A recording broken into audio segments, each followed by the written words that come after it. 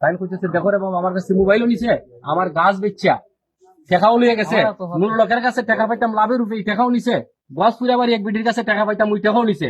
আমি জিগাইলাম টাকাই না কি করে, কয়ে ঢাকা যায় সিলেট যায়, যাওয়ার পরে বিভিন্ন খানে গিয়া মাছ মস্তি করে আইয়া পরে আমার কাছে আবার টাকা খুঁজে। আচ্ছা এখন এটা থেকে কেমনে পরিত্রাণ পাইতাম আমরা, বিটিরে জিগাইলাম কিতা করলে তুমি শান্তি পাইবা বা কি করলে তুমি সুবিধা পাইবা। ওই মহিলা বুঝেছে যে তোমরা দৌড়িয়া পুলিশের কাছে হস্তান্তর করো, পুলিশে আইয়ারে পায় না, আমি দৌড়া দিতে পারতেছি না।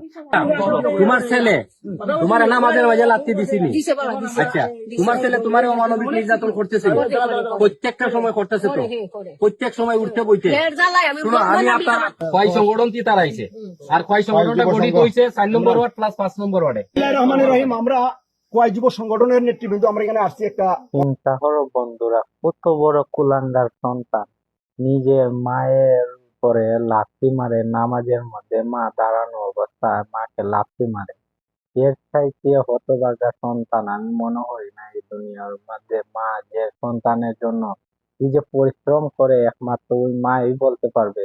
মা 10 মাস 10 দিন গর্ভে ধারণ করে, তারপরে ভূমিষ্ঠ হওয়ার পরে আমরা আসি দুনিয়াতে। দুনিয়াতে আসার পরেও মারে কত কষ্ট দিই, তারপরেও মা কোনোদিন সন্তানরে কোনোদিন চিন্তা করে না, দূর করে না, নিজের সাথে আগলায় রাখে। মা দুঃখ কষ্ট সহ্য না করতে পারে গিয়া কইছে আজকে মানুষের কাছে যে আমার লাঠি উস্তা দিছে। আর এরকমটা শুনছি আরো কয়েকবার হইছে, কারণ একজন নিষ্পাপ মায়ের উপরে এত বড় অত্যাচার করছে। আমাদের এলাকার মধ্যে 1 নং গাজীপুর ইউনিয়নে এরকম মানুষ যে আছে আমি স্বপ্নেও কল্পনা করতে পারছি না। আর বিশেষ করে কুয়াই যুব সংঘের সমস্ত লোককে আমার পক্ষ থেকে আন্তরিক শুভেচ্ছা এবং অভিনন্দন জানাই, কারণ এরা সবাই মিলে তীব্র নিন্দা এবং প্রতিবাদ জানাইছে। আর এই ভিডিওটা বেশি করে শেয়ার করে দিবেন, যাতে ভবিষ্যতে কোনো মার উপরে কোনো সন্তান এরকম অত্যাচার না করতে পারে।